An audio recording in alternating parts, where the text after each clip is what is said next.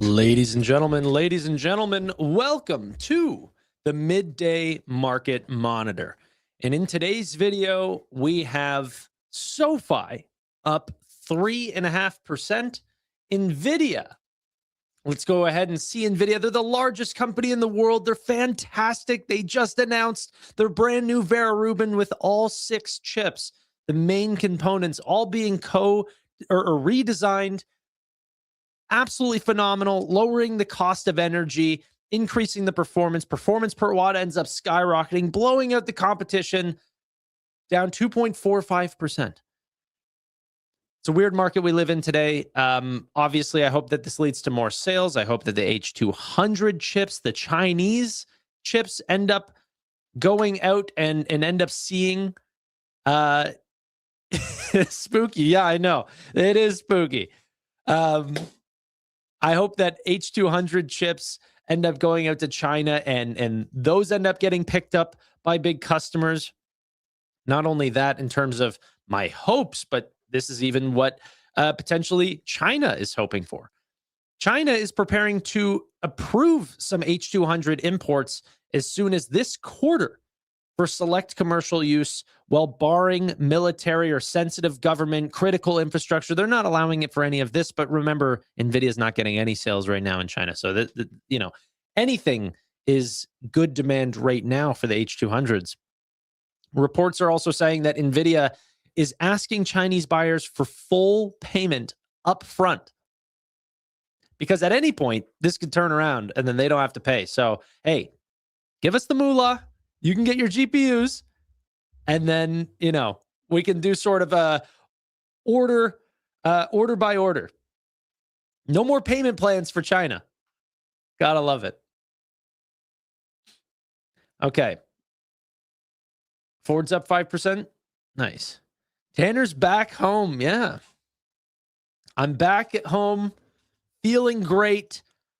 Nvidia down a little bit, but that's fine. I've never been more confident in this name.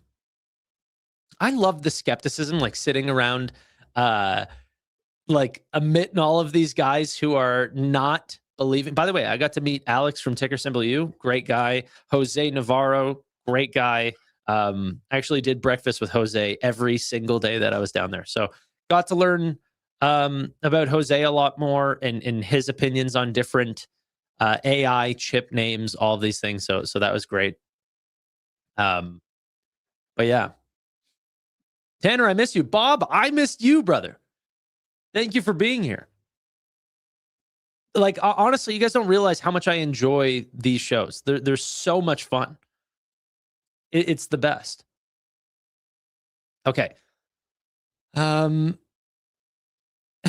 Nvidia red because CoreWeave is insolvent? No, CoreWeave's not insolvent. I don't believe it at all.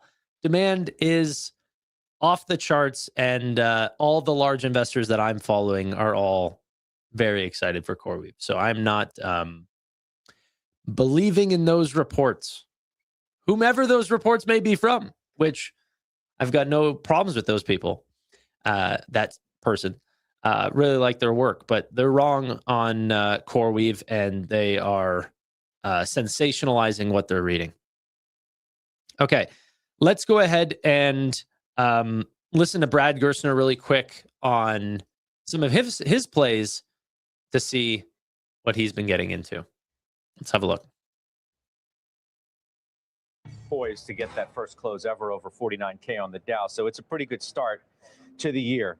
Let me ask you about software more specifically. I know you and Joe were just talking about it, but I referenced a call that you made to me when we were sitting out together in San Francisco in June of 24. And at that period of time, software had a pretty interesting period of underperformance like it is now. Last year, the IGV is up 5.5%, SMH up 49, chips over software, right? That's where things seem to be.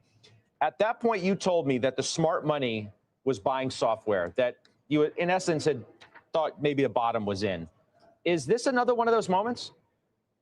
You know, it's a good point, Scott. I'm sitting here looking at my software multiple chart. Look at that peak in 2021, right? We're almost 17 times forward revenue. Today, we're at at about 4.2 times. So we're at a generational low in terms of the multiple for software. And let's really just peel back why, right? There's a belief in the world today that I can just go to Claude Code or I can go to Codex at OpenAI. I can tell it what I want, and I can literally have it build a customer relationship management system for my business in about an hour, right? And so why do I need to buy a bunch of seats from, a licensed software company? And to be sure, this is forever going to change software. It already has.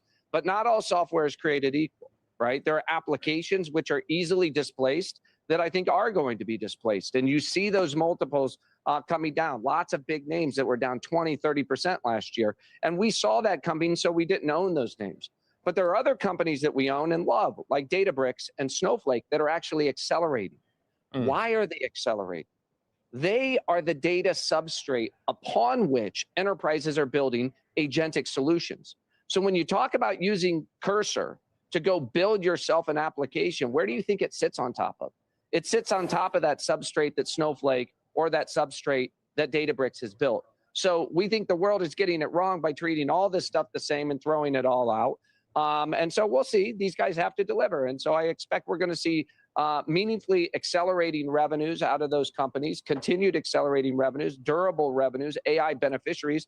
And I think the AI beneficiaries will be rewarded. But I think for the other companies, they have to prove that they are AI durable. Remember this. Why do we talk about 10 or 15 times forward revenue for software? Whatever made that valuation metric make sense. The reason we treated it like that is we said these are subscriptions. They are guaranteed. It's almost like Netflix. So therefore, they deserve a very high terminal valuation in your discounted free cash flow. Now, what happens when that future gets thrown up in the air and you say, I don't know if these things are going to be that durable, if companies are going to need those subscriptions? The multiple, right? The discount rate goes up and the multiple compresses dramatically. That's what you've seen happen. Now, here's what I would say. Now is the time to go sniffing in software. 90% of the consensus is correct. 90% of the companies that are down deserve to be down. Find the 10% that got thrown out with the bathwater. Find the 10%, right, that are going to benefit from AI. Maybe it's a Samsara. Maybe it's a Snowflake. And I think those will be very good returning stocks this year. So you can't treat all software equal, but there's a lot that deserves the pullback, that's happened. And I think that's forever changed. Wow, 90% deserve to be down. I mean, that's a profound statement. We will leave it there. I really appreciate getting your views in this very early part of this year. And honestly, to see what's happened with Invest America has been amazing, too. And I think I'm going to see out in San Francisco back on TV next month, and we'll talk about that. But congratulations on your efforts there as we watch that and the gifts that have been given by Mike. All right. I actually met Brad Gerstner at CES. He was staying at the same hotel as I was, and so was Gary Vee. Met him as well. So that was cool. I didn't get to talk much with them. They're busy people, but got to shake their hands. Yeah. You know what's funny is I called my brother, who's into the similar space that I am, and this is inappropriate. I shouldn't say this, but I was talking with my brother. I was telling him that I met Gary Vee and Brad Gerstner, and his first question, he said, "Who's taller?" That was the first thing he said. I was like, dude, I don't know. Maybe Gary Vee by an inch. I've got no clue. Yeah. They're short kings. Kings. Okay. Yeah.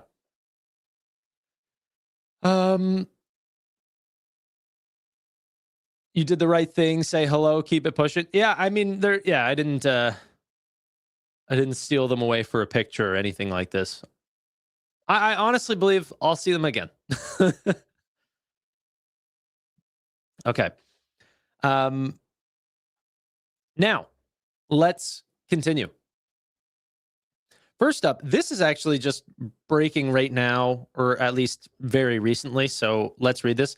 The United States is considering to pay Greenlanders, people from Greenland, $10,000 to $100,000 each to help support the succession from Denmark.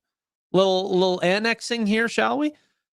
We might be in witness of the largest acquisition in world history. How crazy is this? We're in an interesting time, eh? But you know what? I would much rather this than an invasion. Like, if the world is decided by checkbooks and stuff like this, I mean, yeah, much better. Much better. Canada's next. I'm trying to give you guys money to come over here. You guys are going to come give me $100,000 to come join? Sign me up. Where do I vote? Yeah, for real. I'm okay with it. I should start a petition here. Okay. Have I taken a look at Samsara? No, but you know what?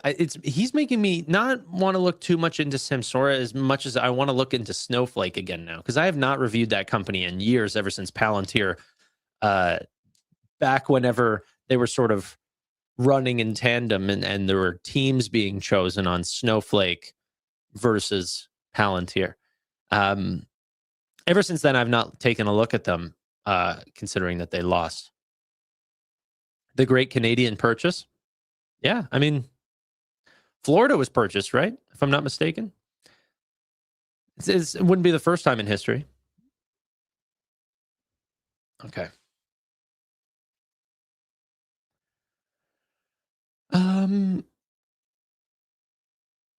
Just use some of that Nvidia money. Yeah, I know, but then I have to pay $1 million. Like, this is the thing. Like, I was talking with Stock Talk and all these guys, and they go, "Why don't you come down to the States?" And I was like, "Because it costs $1 million." And then he goes, "No, you just sign up." I'm like, "Do you think that Trump could charge $1 million for a gold card because it's that easy? Like, why do you think it costs $1 million? Because it's a freaking lottery system, and it's hard, dude. Like, yeah." Okay. America does not want Quebec. Canada can keep Quebec. I don't think Quebec wants to be a part of either. Quebec wants to be Quebec. Yeah. Okay. Hawaii, Alaska, all those were purchased. Cool. I also think that's something I got to do if I want to be in America. I got to learn my history. It's funny. You guys probably think that whenever I take history that I'm learning about American history, but no, it's Canadian history. there's short sessions. No, but yeah, I gotta learn up on my American history then.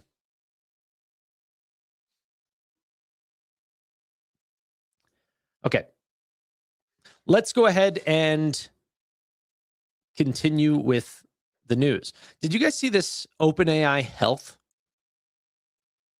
I don't know how I feel about this. Introducing ChatGPT Health, a dedicated space for health conversations in ChatGPT. You can securely connect your medical records and wellness apps so responses are grounded in your own health information, designed to help you navigate medical care, not replace it. Join the waitlist to get early access. Now, the weird thing is that this is for all members, okay, which does not make me feel good about it. Like, if this was like, hey, we're doing this for premium customers, then I'd be like, okay, my data is safe. But they're like, hey, any and all users want to come, free users. You guys want to use our new ChatGPT Health? I'm like, what's going on? So I'm sticking with my own apps, which I actually just switched. I got a Whoop. So they will get my data instead. Yeah. Everyone already talks to ChatGPT about their health. Yeah, but I mean, like, more getting my actual, I don't know, maybe I don't need to care. Like, if you guys find out what's in my blood, then, like, I don't know, you can biohack me or something. Like, I guess maybe I'm overreacting, but yeah. How's the Whoop? It's good. I like it. It's telling me that I need to sleep more, but I literally bought it and then went on. I just lied there, by the way. I didn't buy it. My girlfriend bought it for me. It was our anniversary present. That's what she got for me. And, but what was I going to say?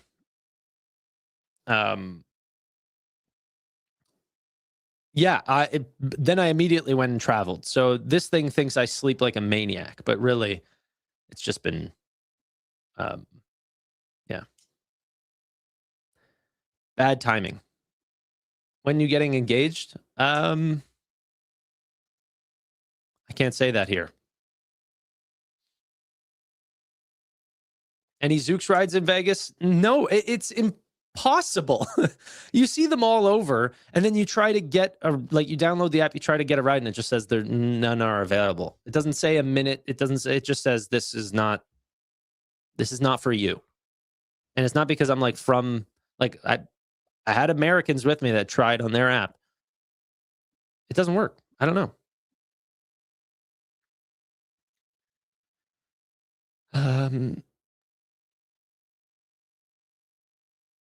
One con for Whoop is it keeps telling me to sleep for 10 hours. That's what it's doing for me too. It's like, you didn't get, like, we recommend 9 hours and 25 minutes. But honestly, it's telling you to sleep for that long because you didn't sleep the night before.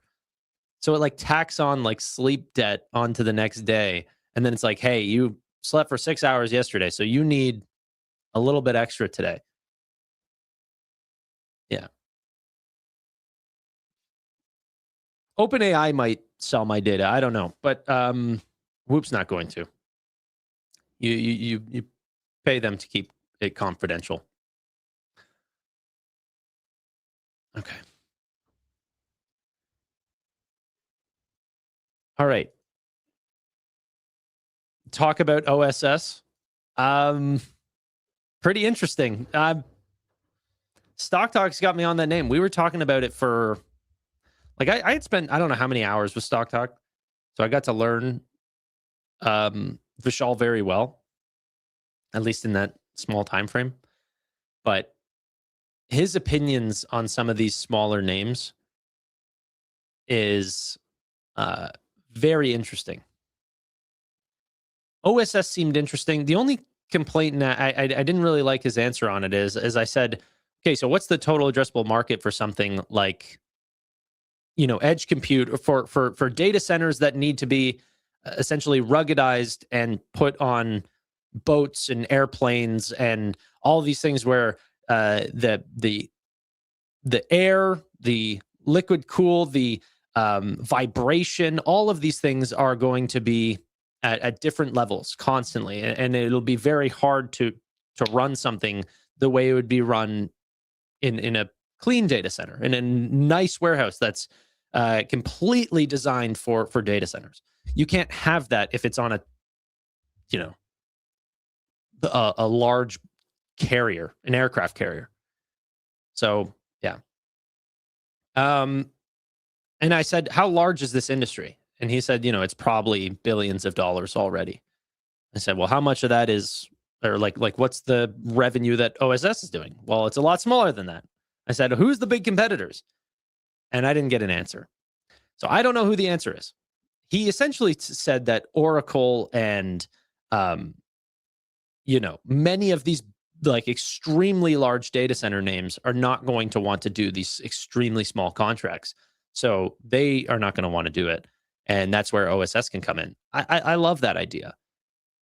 I like the idea of, you know, edge compute and the need for essentially any mission critical space to need its own data center and for that to be ruggedized and OSS being a big player in that could be very interesting. But I need to do more due diligence. Might be worth a read. Talk about the technical side of your conversation with Stock Talk. Just more on the sides of moving averages, the importance of entry, this sort of stuff that I'm going to be doing more due diligence on. He essentially talked about this space that he used to be in, where he would invest and then sort of bang his head against the wall until he's right. And then, of course, those positions would do well if they had, 5-10 year timelines, like SoFi, for example. Even if you bought at $9 or $10 all the way down to $4, for it to turn around and go to $30 a share, like, yeah, it still worked, but there could be better entries. And so in the last little bit, my dog's freaking out. Someone's probably home.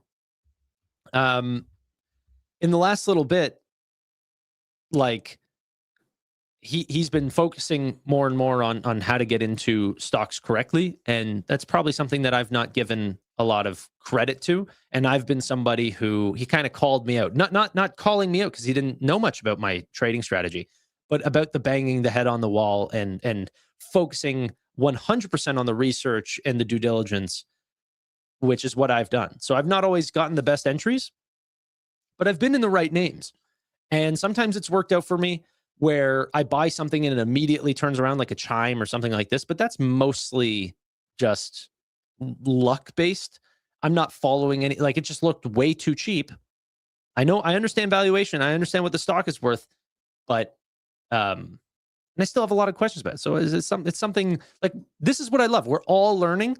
And the only thing that YouTube's done better for me than most is it's put me in rooms where I can ask personal questions to people that know a lot. So that's been an insane benefit, but I just hope to give all that to you guys in as much as possible. But yeah. Do you like to buy corporate bonds? For real, no. So this was another thing, like that I was talking with Stock Talk. Like, I heard Amit asking me, he's like, hey, what do you believe in crypto and Pokemon cards? He's like, do I believe in them or do I invest in them? He's like, of course I believe in them, but do I invest in them? No. So my answer would be very similar with corporate bonds. Yes, of course, there's money to be made in corporate bonds. There's no money for me to make in corporate bonds. I'm never, ever, ever going to look at that. Well, I can't say that, but in no possible, in no near-term future am I looking to do that. Damn, Tanner can be bought for $100,000. I'm looking to go anyway, bro. That's like Nvidia saying, hey, you should buy our stock for $100,000. I was like, I'm going to do it anyway. But yeah.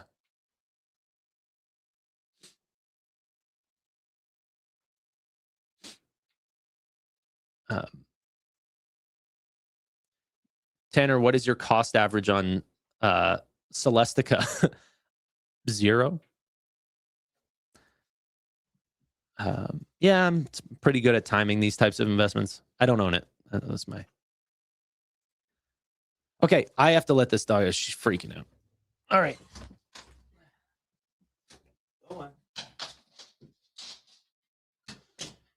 Jeez. Okay, so should we do like a little bit of a half show today and then do a market close? Or should we just run it and then let the market close naturally? Because Amit is not on tonight. I think he has a dinner to go to. Rubric now at 72.40, down 5.8%. Twilio down 5.4%, 135. Amcor down 4.7%, $50.23. AppLovin down 3.7%. Spotify down 3.8%. Some of these names taking an absolute beating. Snowflake, up 40% on the year. This one had slipped past my view in very quietly. Next, on the very top, though, we have these extremely high beta retail favorites. We're talking new industries, thematic plays. Kratos. Defense, this is drone technology up 15%. Bloom Energy might be one of the more real names in the AI energy space. Now, I was saying this on the member-only live streams that we do, which is at noon every weekday. We're back now, so I'm no longer traveling. But I was actually saying, I'll just keep this up, that I really do think that Jensen is going to solve a lot of the energy problem. And this is sort of the thing of why I'm not looking to buy or rush into any of these names right now is I don't understand if on a per token basis that Vera Rubin is going to be much, much better on a performance per watt basis. They're going to be much better than Blackwell.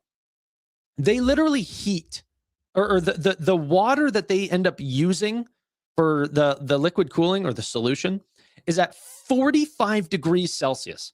It's hot water. Okay. That's to help end up lower on the cost of actually chilling the liquid. And so they don't have to do that as much. And it's still cool enough that it keeps the GPUs at a level that they can run perfectly fine. This type of efficiency, I think, is only going to continue over time. It's one thing that Jensen constantly said during CES and like in the press Q&As and everything, like where you saw Amit potentially ask a question. If you guys saw that video, that was during a press Q&A. So he did that in front of like that was not for general entry. That was like for, CNN and Fox and Sky News and all of these different financial analysts and everything. And then like 5 content creators. Like it was so weird. And, but he loved us. Like, I think honestly, part of these founders, I'm going off tangent. I'll get back to the energy question in a second. I think part of these founders, they do not care truly if institutions or bankers or any of these guys are getting rich on the stock. They couldn't care less. But whenever they find out that some of these retail analysts have made generational wealth off of their company, I mean, that's got to be one of the greatest feelings as a CEO. So Jensen completely opened up and talked about how that's been one of the great things is bringing retail investors a lot of money through their success as a business. That must be amazing. So he opened up and was very open to that part of the question. Anyway, the problem that I have with the energy demand, specifically AI data center energy demand, is that let's imagine that Nvidia and corresponding chip names, Broadcom, TSM, names like this, AMD, are being held down and do not have a premium that I think that they deserve, because people will end up saying, hey, eventually these companies are going to hit capacity where we do not need as many GPUs, and we do not need the space and the consumption as much as we need. And so we don't want to buy these companies because eventually the sales are going to slow down and eventually come to a halt as we get into maintenance. Fine.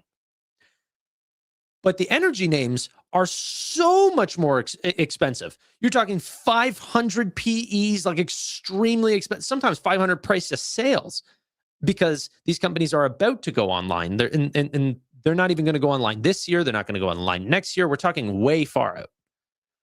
But the difference in the price of the GPU companies and the chips in general, the ASICs and stuff like this, custom silicon, versus the cost that people are willing to spend on energy, which there's other factors, but the main factor is data centers. Now that's going to be the big bump in energy demand, I think is not correlated at all. And that's crazy to me. If you're expecting all of this huge energy demand, you should be expecting a huge amount of new data centers, in which that should give a premium to Nvidia, to AMD, to TSM, to Broadcom. And I don't like that disparity. Well, also putting into account that Nvidia is highly making these chips more energy efficient, more token efficient. You're getting 10x the quantity of tokens for the same level of energy output. Like the amount of efficiency that you're ended up seeing from architecture upgrades from Blackwell up to Vera Rubin, like the NVL 144s, is crazy. Okay? I've got much more belief that gross margin and the profit there is going to be made on NVIDIA's side, not on the energy side. I'm sure will continue to climb up. Like there will be higher and higher energy demand, but it's just not at the premium that I would buy an Oklo for. Or Bloom Energy, maybe. I mean, this one, Jensen's talked about how a lot of these companies are going to need their own energy demand. And there could be regulation that ends up getting passed to say, like, I don't know, Bernie Sanders would be all over this or something like this. That like enough is enough. Let's not put so much constraint on the grid. You need to end up like if you're going to set up these large data centers, you need to put in to like a clause that you need to handle a certain percentage of that overall energy demand. Bloom Energy could end up getting big pumps. That could be a huge catalyst for them if there's regulation that ends up pushing these large data centers into owning their own energy infrastructure.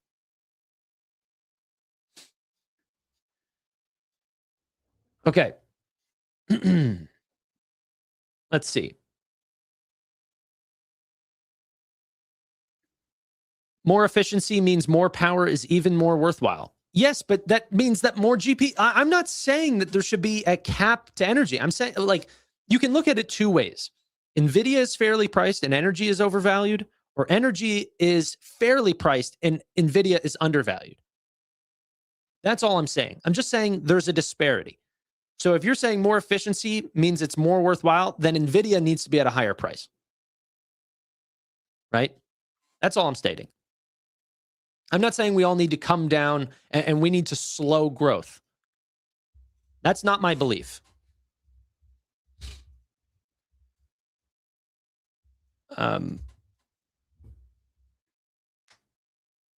Okay.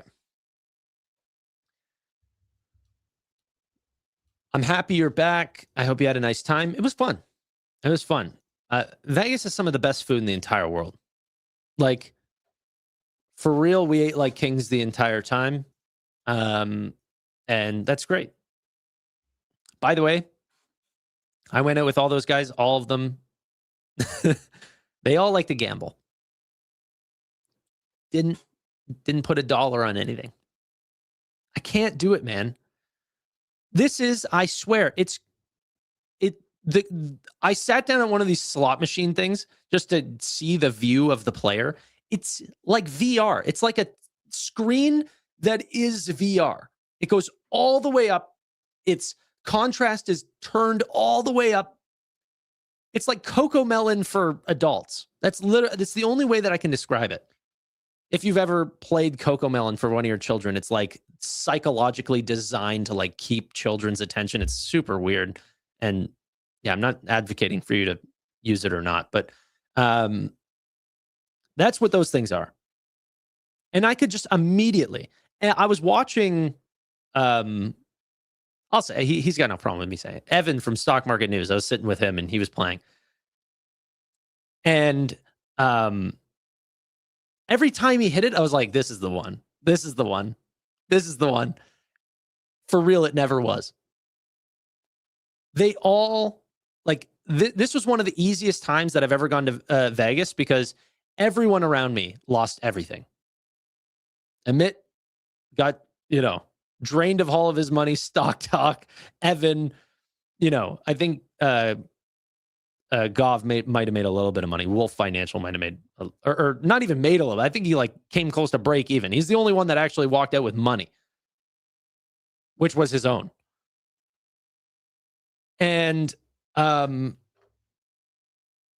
it was the least FOMO I've ever had. I was like, yep, okay, that's fine. Amit said he lost like 500. It's not about the money, right? It's just like, was that fun? Now, I did hear that it might be advantageous if you're looking for the drinks and the food and the hotels, because for you to go out and buy those drinks and everything while you're in Vegas, they're $15 a drink, and the food's expensive and the hotels are expensive. So if you can gamble in a way where you're not losing a ton, and for them, they're not giving you a $15 drink. They're giving you a drink that costs them 60 cents, so their margins, it makes sense as long as you're sitting at the tables. And for you, it might make sense for your margins because you're having a good time, you're chilling with people, and you don't have to pay $15 a drink. I don't know. Yeah, you can smoke inside. But this is what I mean. Like Vegas is so hedonistic. It's crazy. Like there'll be people that walk around with like trays, like with just cigarettes and, you know, people are smoking marijuana. And I've got nothing against it. Honestly, I don't. It's just weird. It's like there's no other place in the world where you just see this much like indulge, have it all. The world's your oyster. Let's get you, let's get you, you know, a little tipsy. Let's, you know, it's just a weird vibe. There's nothing else in the world that's like Vegas.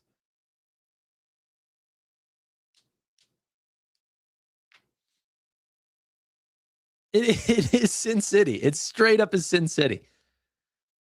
We were gambling at a couple different casinos. I stayed at the Fontainebleau Hotel. There was some stuff at the Venetian, Caesars, Cosmopolitan. We were in a couple different places.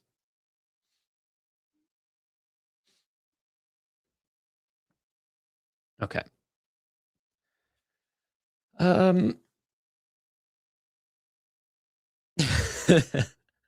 I'm sold. Where can I sign up?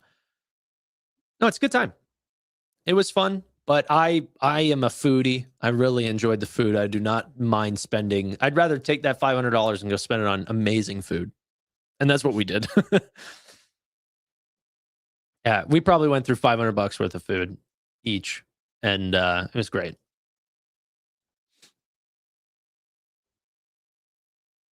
Okay. Did they give you a pamphlet about the escorts? No, but we it was very funny. Some of the people that were trying to hand you stuff and, you know, go to this strip club, oh, you guys are young guys, you got to go here. And but yeah, no, didn't do any of that. The food is so good.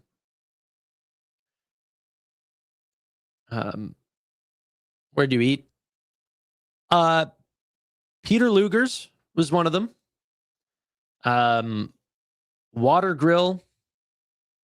There was Water Grill sucked. That place sucked. Peter Luger's was amazing. Bobby Flay's Steakhouse. A couple different breakfast joints, stuff like that with Jose and Evan. It was good. I'll never vacation, but dude, for real, don't. Like, if you've bumped into me, you're in the wrong part of town. This is the no fun place. This is where people read books and they're chilling.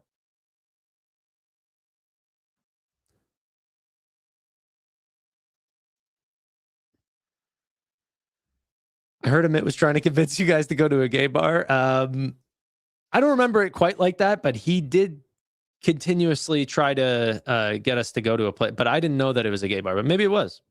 Maybe it was.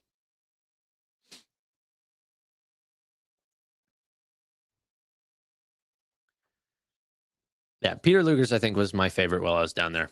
We ordered like, you know, for the whole table. It was like a steak for $4. So it's got like all the different cuts and everything, and another steak for $3. And it was an insane amount of unbelievable food. And Amit was eating like rare steak. It was rare, but very good. Very, very good.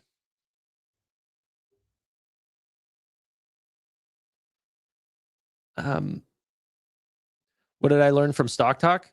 I mean, a lot. Like, I don't know if I can condense it into like, the problem with Stock Talk is, one, obviously he's a good investor, but he's also extremely convincing.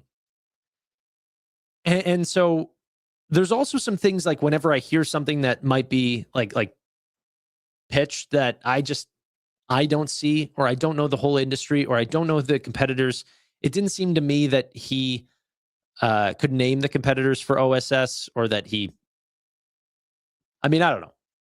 But if I don't know, then who do I know to compete with? How do I know that more of the deals aren't going to go that direction? So I haven't purchased OSS, but I'm definitely going to look into it. I think whenever someone gives you a stock tip, that's not an indication to go buy, no matter how good of an investor they are. That's an indication to go do your research, right?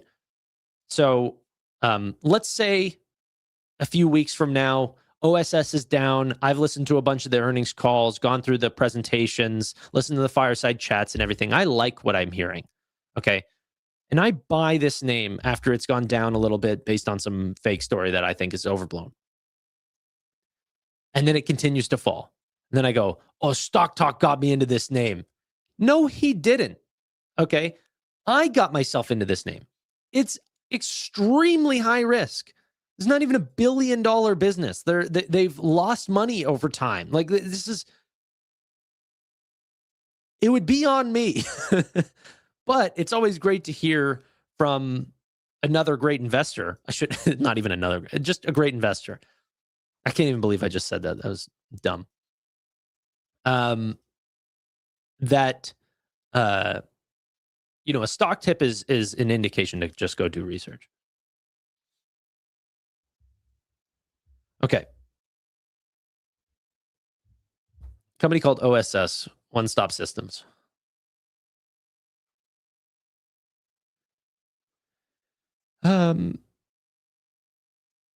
What do you think of Stock Talk's no bag holding rule? It's good. He's much more active than I am. So, like,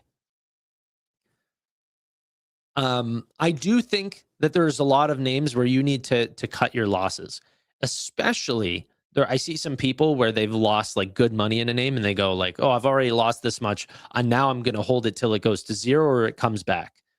You are, like he said, one of his other rules, you are not valuing opportunity cost at all.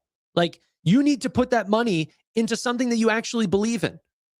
Even if it's scraps of what you have left, you need to go and like, if you've lost faith, get out of that stock. Now, I haven't gotten to the rule of like, if SoFi was at 9 and it's gone down to 7 and a quarter or two has passed, this company's never missed earnings. I might not have gotten the best entry, but I'm not dumping that company. Like it went all the way down to 4. It was a hard hold, but I knew what I was holding was right. You know, so I'm not fully in agreement. And I don't think like he would even say this. It's not one person's right and one person's wrong. It's different strategies. It's how do you go to bed and feel comfortable holding on to what you're holding? If you're freaking out, you see a company fall 5% or you know, otherwise, if you see it go up by 5%, you have an inclination to sell because you've made 5%. You never should have bought that company in the first place. If you're buying companies for a 5% gain, you're doing something wrong. Or you're day trading or have some other strategy that I'm not referring to. BMNR, yeah, but the belief, so that could be a good example, right? BMNR has not done anything for me to believe that they are a risky business. I don't think that there's, what do you call it? Like insolvency coming. There's no liquidations. There's no debt. So I have no problems with the way that they're acquiring Ethereum. Some of their purchases, some of the, you know, lack of talk on the reason why they're doing things. The 50 billion, I didn't believe. Tom Lee's price targets are crazy, but we've known that for a long time. So there's things I don't like about BMNR. But even the bag hold is not even on BMNR. The bag hold is on Ethereum. Ethereum's down. That's why BMNR is down. So is it opportunity cost? I don't know. I think that's the same opportunity cost that you would look to for crypto, which, you know, has been a worthwhile investment over time. Crypto's been down a lot over time. I don't think the people who have held Bitcoin or Ethereum over long periods of time have called that opportunity cost.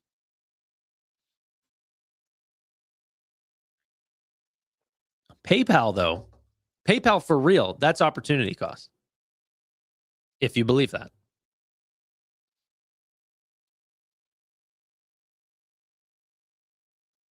I just passed the software engineering interview at Snowflake. I'm excited. Ooh, that's pretty exciting. Okay. Granted, I'm only buying.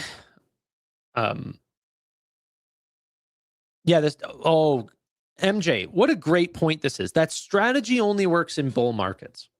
That could be, well, that could be a very good point. It depends, actually. Depends how bearish the market that you're going into, because then if you were to sell early, then that still might be very beneficial for you to save all of that potential loss. In the next hand, you are right that there could be unbelievable companies that are structurally zero has changed. And you're selling out of opportunity cost, but there's nothing else to run into. So the opportunity is cash. And I hate holding cash.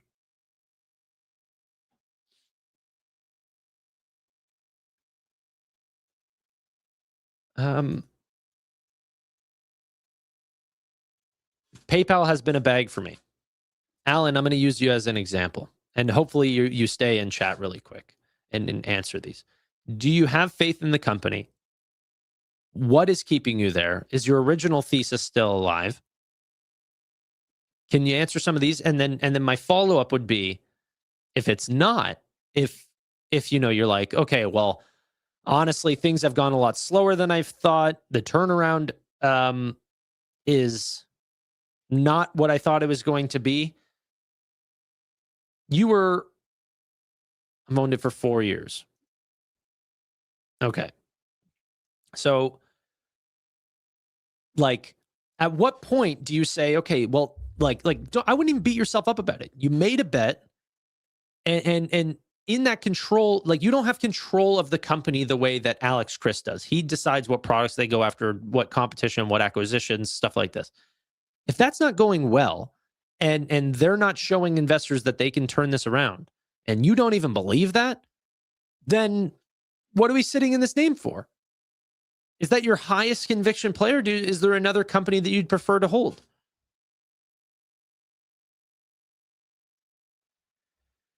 PayPal is a great company and becomes more and more better.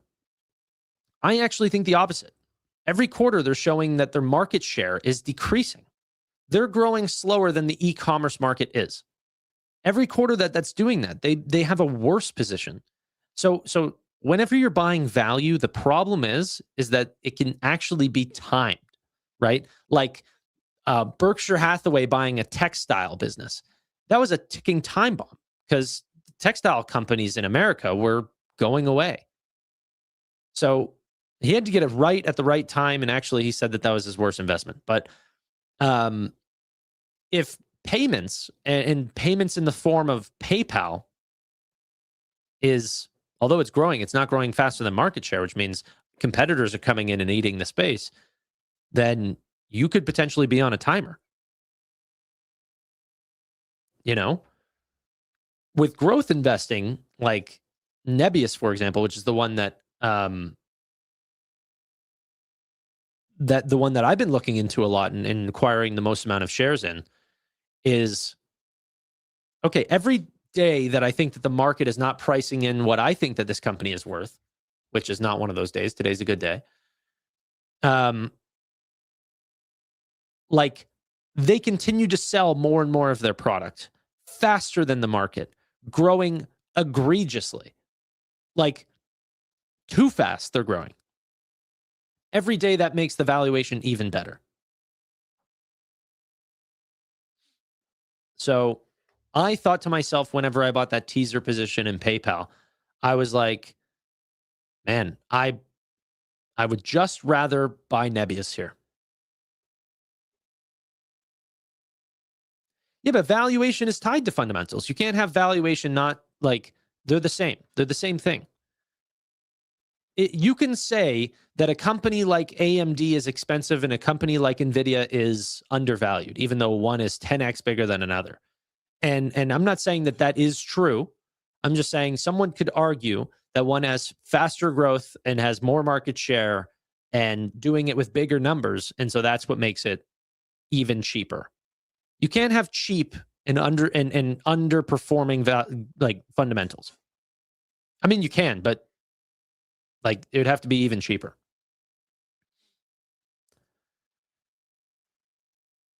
Okay. Tanner,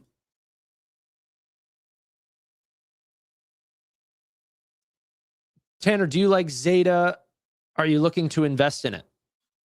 I am interested to invest in it, but I talked to a couple people about what Zeta does, and they both said it makes me money, and it made me upset. So I'm not. I'm looking into it, but I want to own the user, and that pushes me away from Zeta, AppLovin, TTD, any MarTech, ad tech type names. I'd rather just own Reddit and,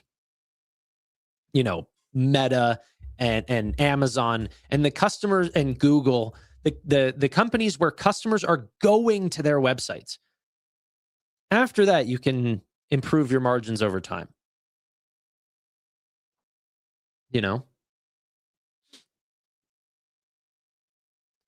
Should I sell Nvidia?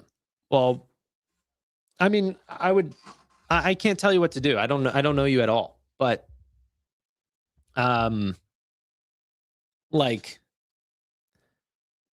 you like the name? Do you think they're going to make the money printer go burr?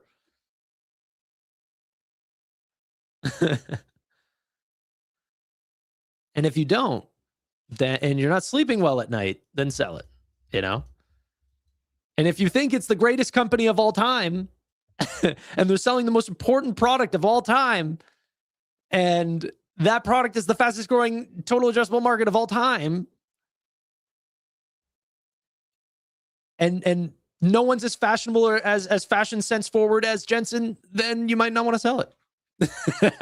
I'm kidding on that one.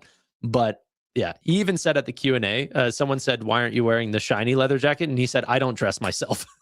That's what he said. He said someone gives him the leather jacket.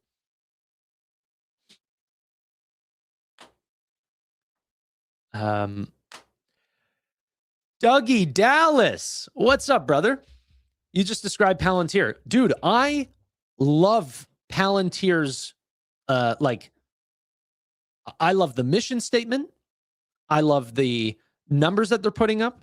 I love the beats that they're putting up. I love the net dollar retention. I love the margins. If you look at their margins or like their numbers in owner view, meaning you're not looking at the market cap and you're not looking at the dollar and everything, you'd go, wow, this is one of the greatest companies I've ever set eyes on. Like, for real. It's the valuation that ties into that feels like I'm swallowing like a huge pill where like it gets stuck in my throat. Like I'm like, oh my gosh, bro, how are you guys paying this? Who's like, yeah, I mean, I'll pay 400 billion because eventually this company is going to be 1 trillion. I'm like, people sometimes, and because a lot of, my audience overlaps with the MITs and everything, they go, oh, well, it also has an expensive valuation. Hood. I'm like, okay, first up, these are not even freaking close. The PE on this company's 48 times. Okay? They're growing like gangbusters. Palantir has a 410, that is like 9x.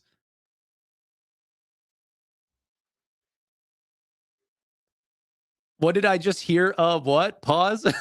Guys, it's a big pill to swallow. That's all I was trying.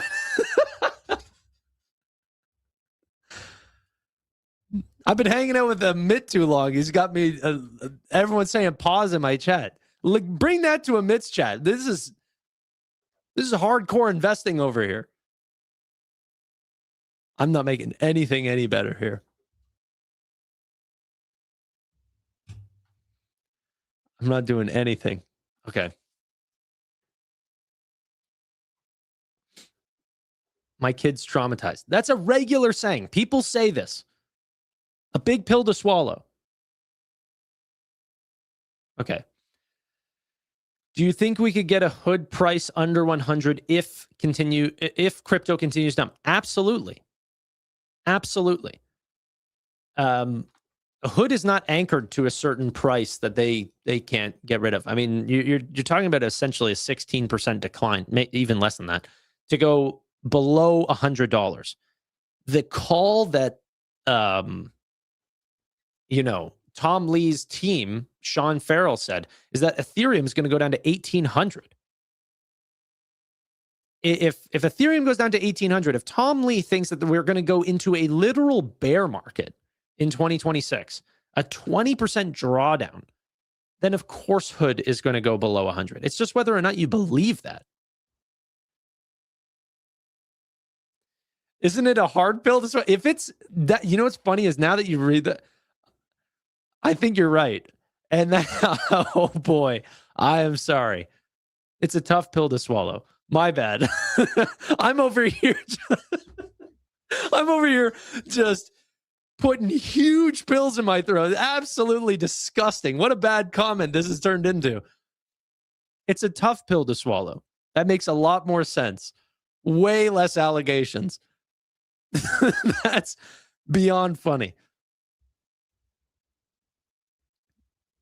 It's a long, hard pill to swallow. Oh, God, guys. Yeah, my bad. My bad. Oh, I got to start doing more recorded videos and just edit this shit out. Okay. I really did think it was a big pill to swallow. Okay. All right. I'm glad I'm not alone. By the way, I'm not suggesting that Nvidia or hood even does go down, but I'm just saying that it's a possibility. If the market goes down, hood goes with it. Now, if the market goes down, what's funny is Nvidia's sales literally might not even be interrupted at all. Like, a bear market drags everything down and gives them a better valuation. Hood, if crypto sinks and equities sink, then they fundamentally take a hit, which, like, to put this into perspective, they could be, right now they're at $116. A year from now, let's say they're at $80. They could have the same valuation if they end up showing revenue and earnings decline. I'm not saying that to scare you. It's just like, that's what's available if the market sinks. They fundamentally take a hit. Nvidia, like, do you think Amazon, Anthropic, OpenAI, do you think any of these companies slow down on their purchases because their stock is 20% lower? No. If their stock was down 20% in isolation, like Meta, then maybe you could say, hey, you know what? We need to relook at our CapEx spend, because investors hate this. But if the entire market's down 20%, then, like, there's no problem. Same thing with, like, hedge fund managers or any of these things. The way to look at it is, if someone makes such a bad call and everyone's up 20, 30% in a year, and then you're that one hedge fund manager that has lost 10%, like, in isolation, you're the worst person on earth that, for that year. Or for your clients, at least. Your clients would think you're the worst.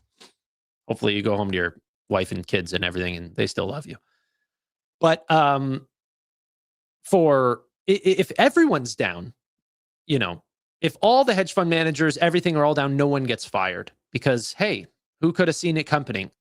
We all got caught. That's a black swan, No one saw it coming. No problems. No. So yeah, you're right, Alan. SoFi would not be hit nearly as much as Robinhood if equity markets sank. But the same thing could be said with a credit problem, something like this. People throw their keys on the table, walk away from their mortgages, their personal loan, stuff like this. SoFi would be hit. Robinhood wouldn't. You could potentially see that as well. Okay.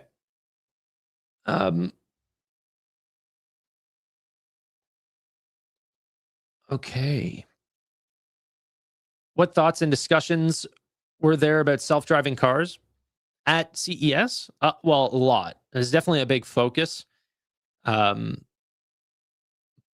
I think the main sort of topic that I think is interesting is like, if a lot of people are comparing, you know, what's going to happen between Tesla and Waymo. And they go, oh, well, Waymo's doing well, and they've got this new Zeekr model coming out and everything like this. And then the Tesla community is saying, hey, you know what? If we can turn all of our cars on overnight, then there's zero competition. Like they just get blown out of the water. And that's 1,000% true.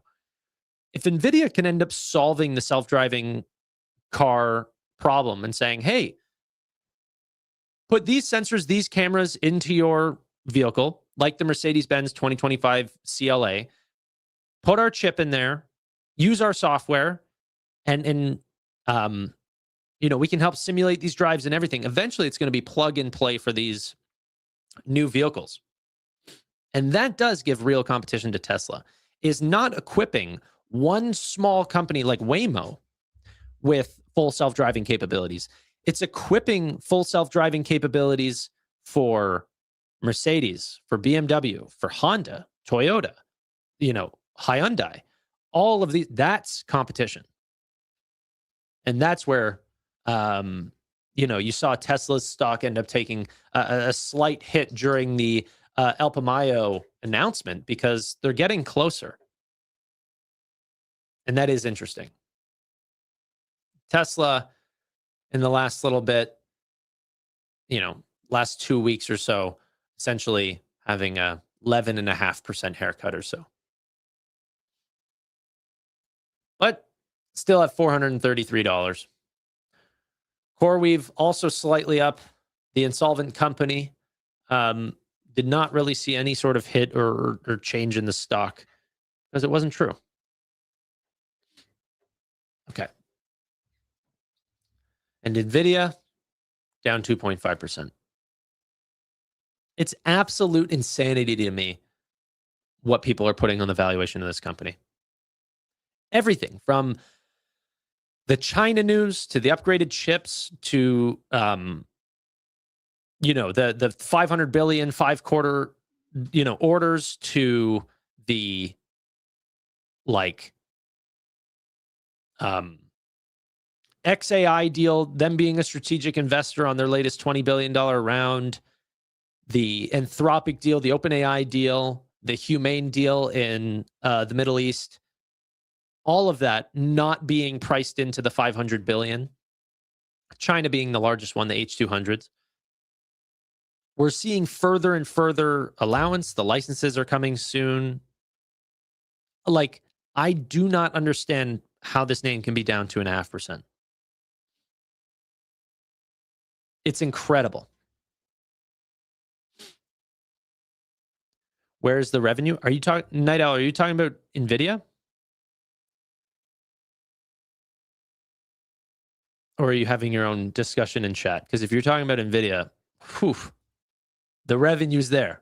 Boy, oh boy, is the revenue there.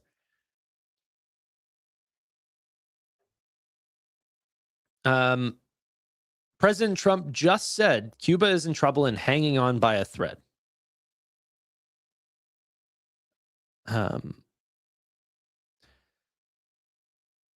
Scott Besant said interest rates are still substantially above neutral, and we should not be in restrictive mode. Model suggests 2.5 to 3.25% for Fed rate.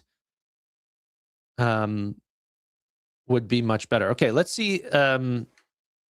Moran and about interest rates earlier today.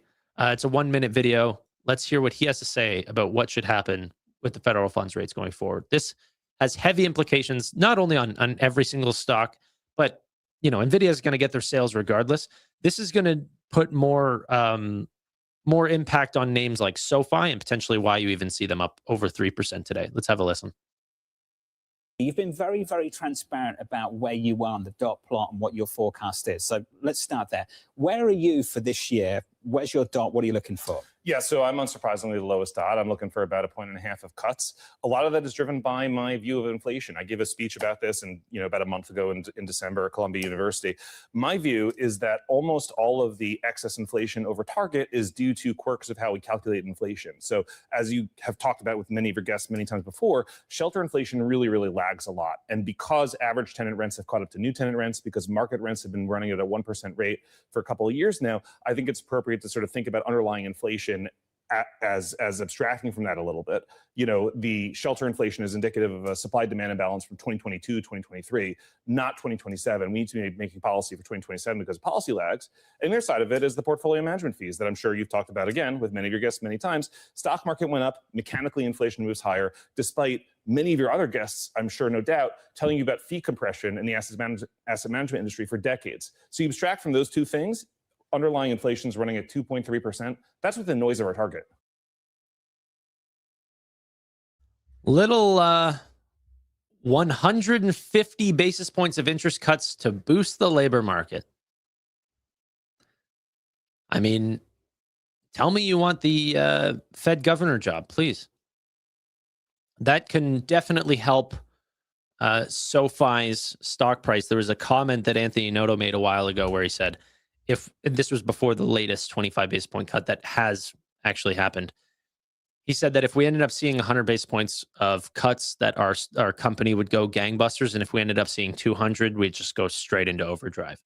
So 150 on top of our additional 25 basis points of cuts, 175 from that comment that Anthony Noto had just made. But probably not going to happen in the way that Stephen Moran wants it to happen, because he's always, dissented to have a 50 basis point cut in the last couple meetings. Yeah. It's almost Microsoft time, Tanner. What does that mean in terms of investment? Okay. Okay, let's also check out a few more of these videos because I want to see what the heck is going on. Can we expect the AI trade to be less dominant in 2026? This could be interesting. Okay, bear with me. Let me just turn this on. And by the way, I sure hope not. Morning in the red after a tough session yesterday for more in the markets amid all these events unfolding around the world and Venezuela, other places. Let's bring in Peter Bookvar, Chief Investment Officer at one point BFG, not BFD, BFG Wealth Partners, and a CNBC contributor. It used to be bleakly, and you were very bleak a lot of the time. Maybe that was part of the job description at bleakly, but are you less bleak or still feeling bleak about 2026, Peter? Happy belated birthday, Joe. Thank you. As we manage money, it's not for me to call things as I want them to be. It's as it is. And we like some things and we don't like others, and we're long things that we think are going to go up. So I'm hopeful that the market is up again this year, as our clients would be happy with that. But I take things as I see them. Well, I'm trying to understand what you just said. So you said for our clients, I wish the market would be up this year, but I call things the way I see them. Are you saying that the market will not be up this year? I don't know what the market will be. We're long things that we think will go up. I do think that the interesting thing about the market in 2025 is that it became much more broader. International stocks were tremendous to the upside. Small mid-cap stocks finally joined the party. I do think in 2026, I think the AI tech trade is losing some steam in terms of its dominance. We've seen that with Oracle, CoreWeave. We've seen the market response to Nvidia's report a couple of months ago. We've seen the market punish Meta for its excessive spending. I think that entire trade is becoming more differentiating, that we've reached a point where investors are realizing they're going to be winners and they're going to be losers. So I think that trade is going to be less dominant, giving the opportunity for other things to do well, with a continuation of outperformance in international markets, a continuation in this commodity bull market, which is right now in industrial metals, but I think will broaden out. Hopefully a continuation of outperformance in small mid-cap stocks. If you were to just looking at from the top down, not from the bottoms up, which you're doing with, and that's obviously relevant for clients to try to anticipate the rotation to different parts of the market. But is it a positive environment for equities in terms of interest rates, in terms of earnings, and in terms of valuations? Well, unfortunately, the U.S. economy and the U.S. stock market essentially is all in on this AI data center build out. With most of the growth in 2025 coming from that data center construction, and of course, the U.S. stock market, specifically the S&P 500, obviously being dominated by these names. So as those stocks go, and as that build out goes, so goes the market, so goes the economy. The question is can the baton be passed on to other things? I hope it can be. I hope it can be passed on, and both in terms of growth and the stock market. You take CapEx, for example. All the CapEx growth in 2025 was the data center build-out. CapEx X that saw no growth. Hopefully in 2026, with the tax incentives in terms of immediate expensing, hopefully CapEx and other parts of the economy can maybe take that baton. So I think that investors need to not just blindly rely on that AI tech trade as a leadership group and understand that there are a lot of other parts of the market that can do well. Now, with respect to interest rates, yes, we're going to get more central bank rate cuts, but long end rates are not accommodating that cut in short-term rates, not just here, but around the world. The ECB has cut rates 200 basis points, but French and German bond yields are higher than when they first started cutting interest rates. We know the BOJ is raising interest rates, and seemingly every day long-term interest rates are rising there. And the US 10-year still remains stubbornly stuck above 4%. And while I agree with Trump that we need to increase defense spending, well, then you get to a whole discussion about US debts and deficits still being out of control. That at some point, I think, does matter for the US Treasury market, because I do think debts and deficits now matter because sovereign bonds are being put into question in terms of duration and the appetite of investors for those countries that have excessive debts and deficits. I guess I was just asking, do you expect earnings to be up this year? And if so, how much? And if you assign a multiple on those earnings, does the multiple stay where it is, or do you expect it to contract? Because then we can decide whether overall the market's cheap or expensive. So does earnings go up this year, and how much? Yeah, I mean, I know I'll just grab the consensus being up, 10+% on earnings. So what about I think the multiple will depend on where the 10-year yield goes. Okay. The 10-year yield goes to 4.5 to 5. The multiple is going to be contracting, not expanding. Okay. And if we lose possible. the AI tech trade, then that's obviously going to be a drag on the S&P relative to other parts of the market. Right. Okay, because for the earnings side of things, it does seem like there's some stimulus coming from, deregulation and the big beautiful bill and all those, and maybe lower. I mean, the tax cut from $57 oil, all of those things. But if the bond market doesn't cooperate on the long end, you're still you 40 trillion is a big number, and we don't talk about it enough. It hasn't done anything yet for the total debt, but guys like you, I know that. I mean, did you sleep at all last night? I sleep well every night. But as I mentioned, I think when you look at the bond markets of Japan, Germany, France, the UK, I think debts and deficits now matter in terms of investor appetites for long duration bonds. You know why I don't think the AI trade's going to slow down? Because I don't think we've hit a cap on usage. If we can go here, and remember, this is not talking about the spend levels. Okay, so I need to say a couple things. One, right now you pay a monthly fee to ChatGPT or Claude, Gemini, stuff like this, but that doesn't let you have unlimited access. What's very interesting about these models is that they say, hey, you know what, you've used up too many queries. and they can adjust that on the fly. So they know exactly the amount of demand that allows them to run this profitably. They understand how much token generation is being used on average and how much that's putting stress on the GPUs and how much that's going to cost them in energy. And so they can adjust the token limits accordingly to try to not allow for abuse, along with collecting ARR or MRR, I should say. Now, then I see stuff like this. This literally is from 12:10 today. This is Toby Lutke. He's the CEO and founder of, Shopify. I shipped more code in the last 3 weeks than the decade before. The top AI models / agentic systems right now are on an entirely different thing to what people are used to until the beginning of December. That the new stuff that we're using today is not even remotely close. Now, I could go through the comments and stuff, and people are showing how they're shipping more and how it's like they've discovered fire. Like you're not using things correctly until you start feeling guilty about how much you've shipped.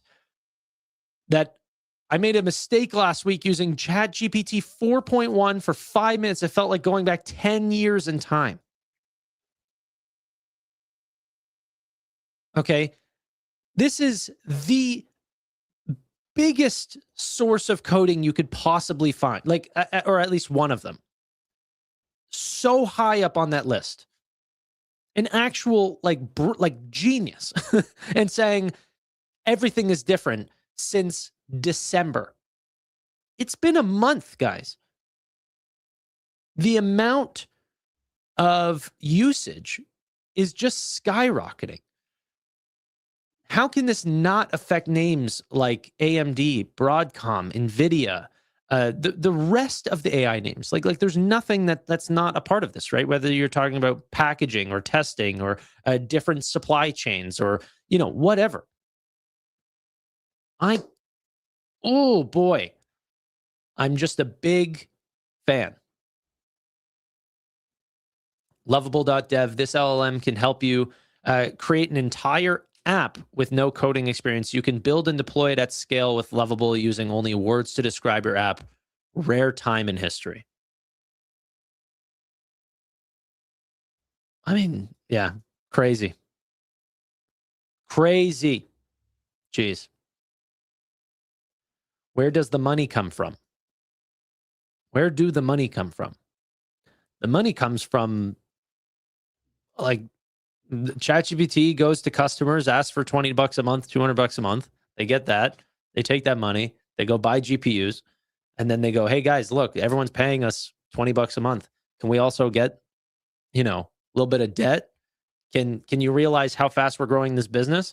And then whenever they do set up a lot of those new data centers and they do hit capacity, the hope is that the spending will slow down, but the consumer spending that's coming in for them will continue to either stay equal or grow even faster.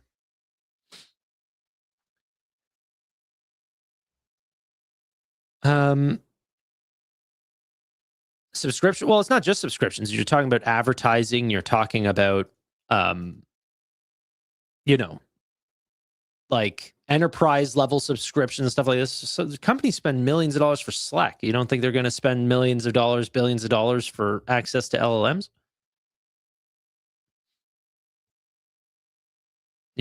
From what I heard from Shopify, they spend and pay for every single model that's out there. They have, consumer or enterprise level, what do you call it? Like subscriptions, with ChatGPT, with Gemini, with Claude, with probably Cursor, and all of them. Cybersecurity is the real winner. I have no disbelief in that. But yeah, okay.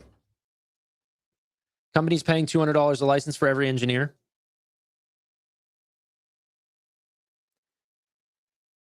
Michael says, this sounds so bullish for Nvidia. Yeah, you wonder why I'm holding 40% of my portfolio in it. I don't know how anyone invests in anything that's not AI. I really do believe, and people can have a lot of different themes.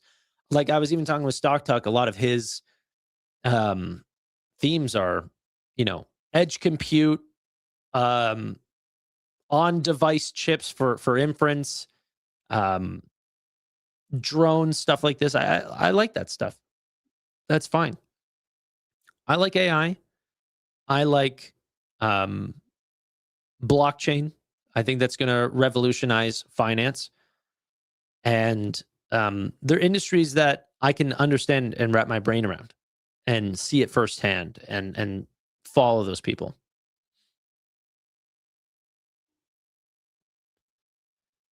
Yes, correct.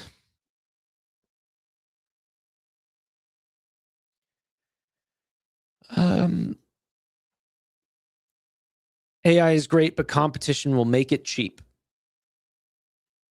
Maybe.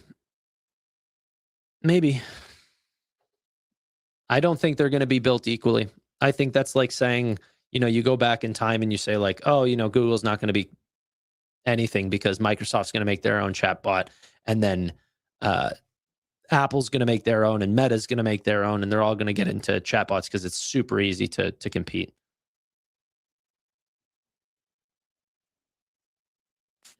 It's free. I promise you it's not free, Alan. The way you use it as a search bot, it's free. If you're building apps, if you're asking it anything more than 5 times a day, 10 times a day, you have to pay for it. If you want it to connect to your apps and actually have useful context and memory so that it knows you, so that you get better answers, so you don't have to prompt it multiple paragraphs to know what you're even asking of it, it's not free. And going forward, as this thing ages and you get ChatGPT with 2 billion members on it, which will happen, what was I going to say? Then they're going to charge advertisements. Like ChatGPT ads has been a thing that they've been looking into for a while.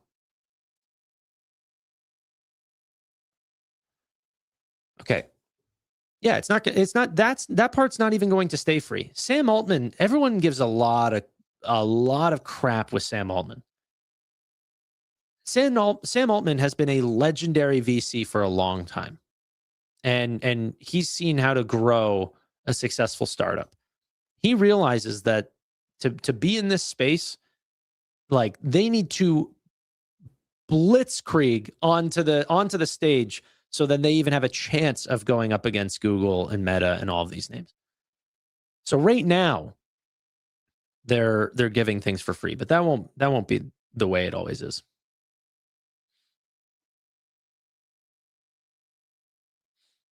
He may or may not have murdered someone, though. Yeah.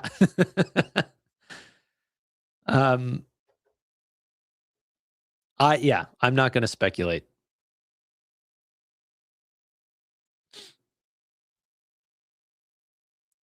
Yeah, but everyone says scammer vibes, psychotic, blah, blah, blah. They're all vibes. What's he done? I don't know. And don't tell me he killed somebody. We don't know that. And I don't even have a stake in him. It's just like, you could say that about Zuckerberg. Like, we're not all acting like we were all calling Zuckerberg a lizard person before he bought a chain and started doing jujitsu. Like, that's what's changed. Sam Altman's got to buy a gold chain for us to go, oh, you know what? He's not a lizard person. He is, like the rest of them, extremely neurodivergent, and like, who knows what he has.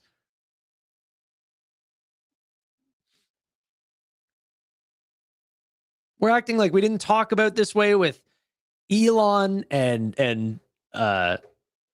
Bezos. You guys not remember the Bezos videos? Him driving in the Honda, looking all weird before he was buff. He's like, yeah, you're worth a couple $1 billion. He's like, yeah, it's a perfectly useful car and everything like this. He tried to act like Warren Buffett for 2 weeks, and then he bought a super yacht. No one remembers this. Like, let Sam Altman just skip that phase. There was never a Honda phase. He just was driving in a Pagani or something like this. And then, yeah.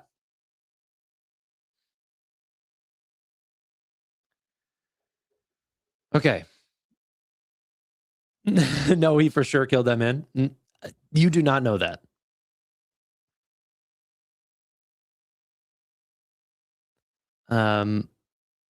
Yeah, you can have, I've got no problems with vibes. I'm just saying, like, yeah. Sundar is the man. Sundar's not the founder. All the CEOs that get hired afterwards are fine. Like, I'm talking about the founders. Those people are freaks. Except for Jensen. He's always been cool. But his hairline's gotten better with age. Who knows how that's happening?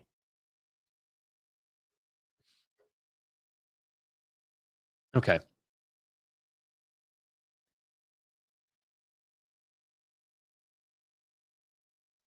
It's the give back my shares interview that threw me off. I don't remember the exact one that you're saying. I probably have seen it, but yeah. Well, I wouldn't even put Peter Beck in this conversation. For real, not even close.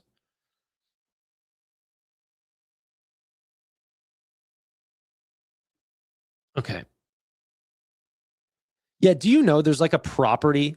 Wait, where is it? I forget. Jeff Bezos hedges. That's what I'm gonna. He has these hedges at his. This is the greatest wealth tax I've ever seen. Okay, wait. He has these hedges at his property. Some people might have seen this. And they're way taller than the legal limit for like the community or whatever. They're way too high. And so like, I forget what it is. It's either every day or every month or something. He just has a big fine. He doesn't give a crap.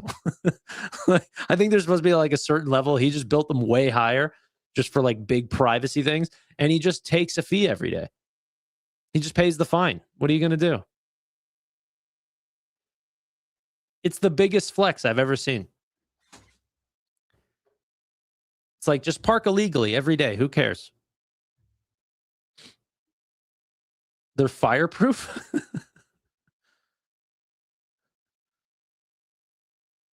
It's every day?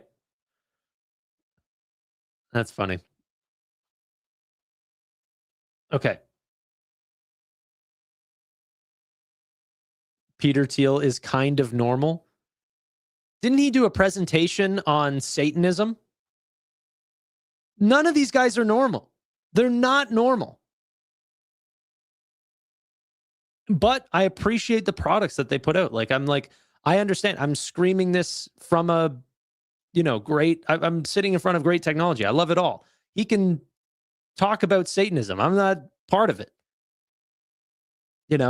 If I'm allowed to come on here using their platforms and spew crap about them and they don't turn me off, like, then we're both enjoying freedom of speech here. They can do it, or they can do what they want with their freedom of expression and preach Satanism. And I can say that I think that's really weird.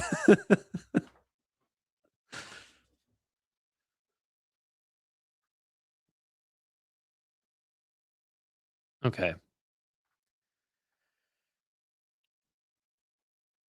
Okay. But most people find me as weird as these CEOs. You seem pretty normal to me. Parsifal's sick. If I wish there was a following system on YouTube. If you guys see Parsifal in chat, you know you're with one of the greats. He's phenomenal. Okay.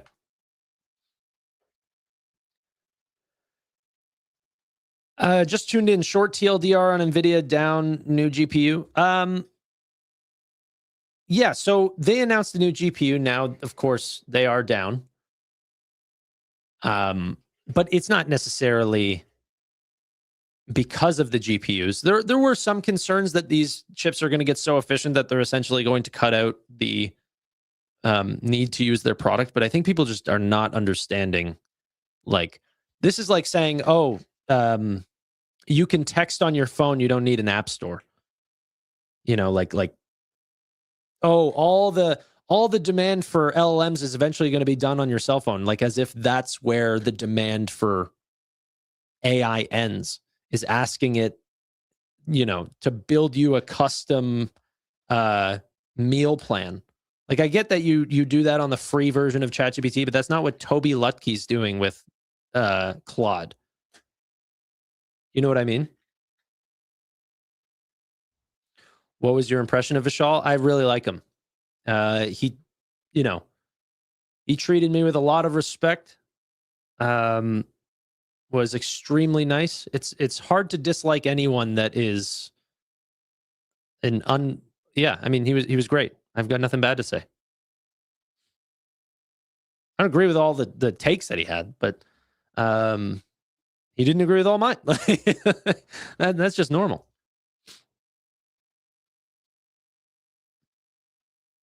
Tanner, are you happier now than whenever you were working in a corporate gig?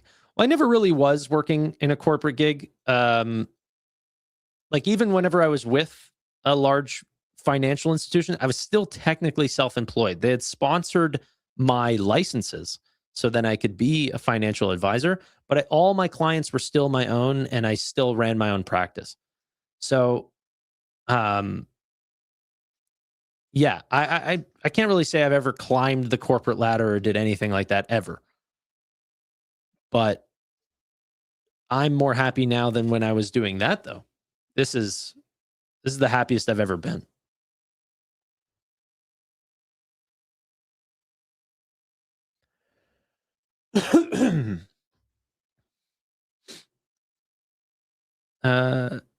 Zeta thoughts. I covered a little bit of Zeta, but no, I don't really have Zeta thoughts.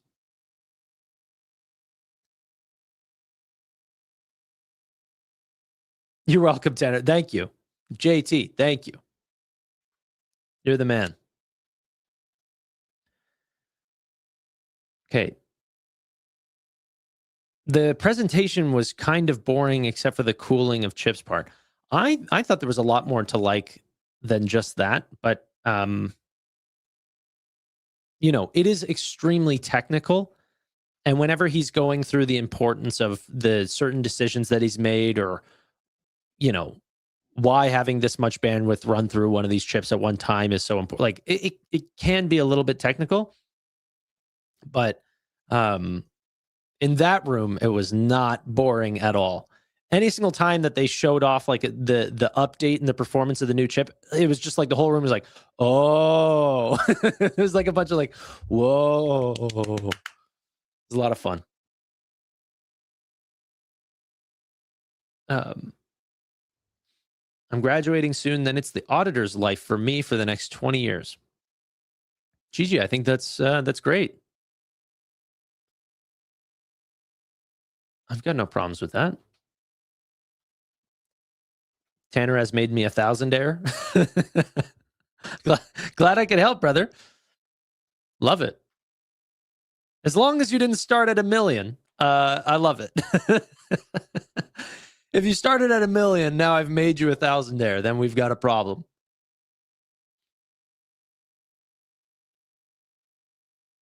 Be honest, did the room smell bad? Not at all. Not at all.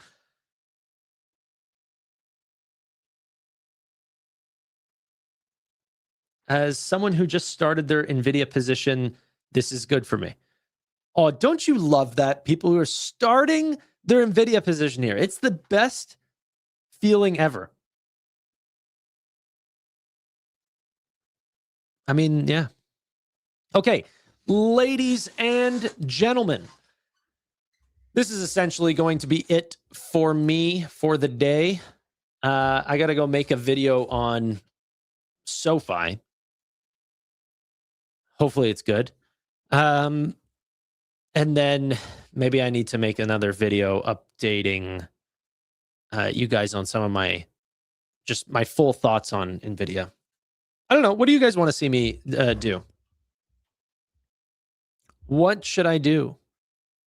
I'm not really buying BM&R right now. I am going to keep up with just the once a week video on BM&R, but like I want to try to get like a video out a day. I know I keep saying this, but I do need to I got people working for me now. You know, I got to work. I got to work.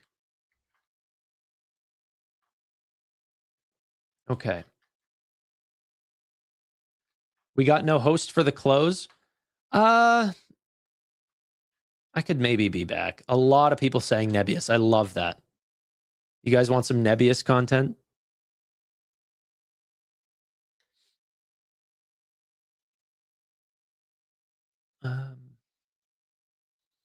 Should I go live for the market close?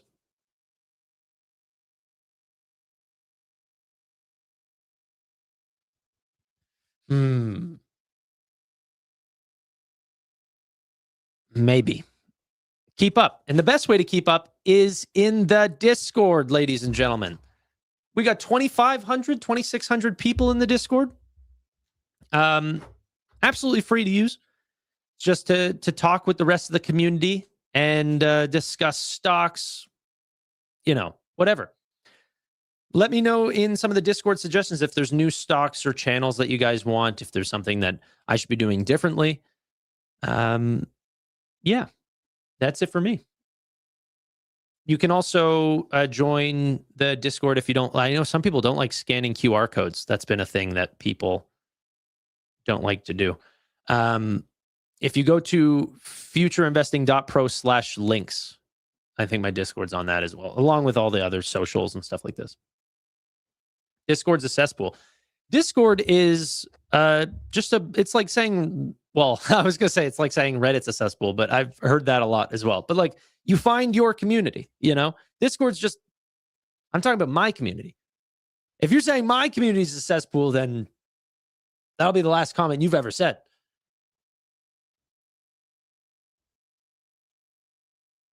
But yeah.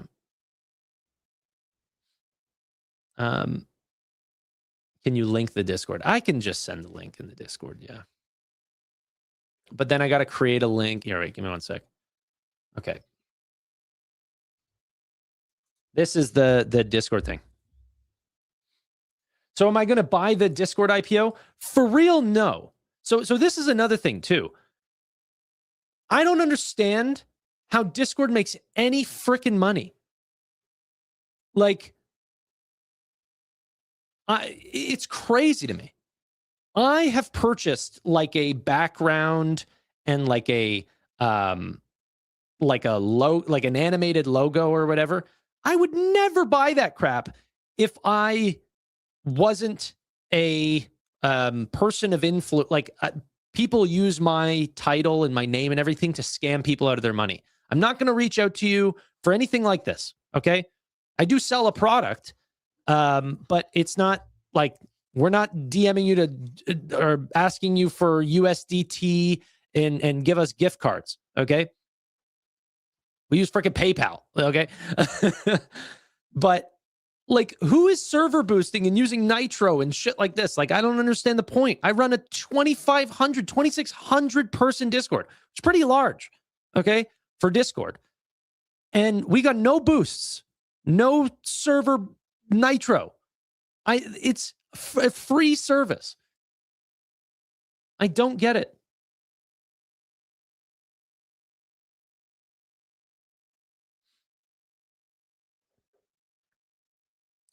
A lot of course sellers use Discord. Well, I mean, hey. But still, even that, it's free. And pay for that. What do you mean pay for that? It's free. It's free to set up. I don't understand. Discord is free.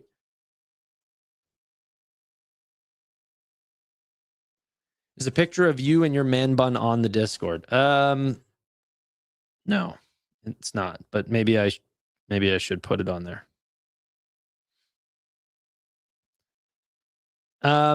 It's not going to be on there. I could put it up. I don't really care. It's a nice picture of me.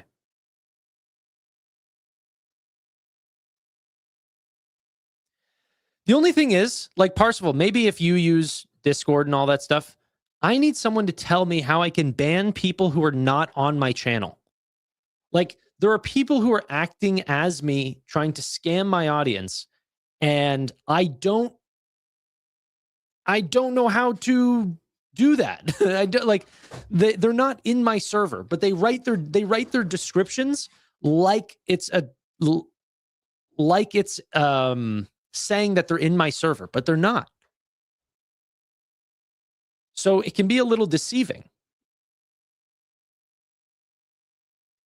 Ooh, create a channel for Nebius. Yeah, I'll do that. Investing for Freedom says I'll do that.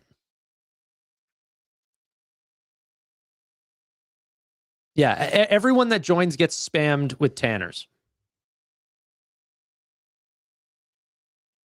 I just got a report from Discord saying an unusually high activity is being reported. Okay, it's fine.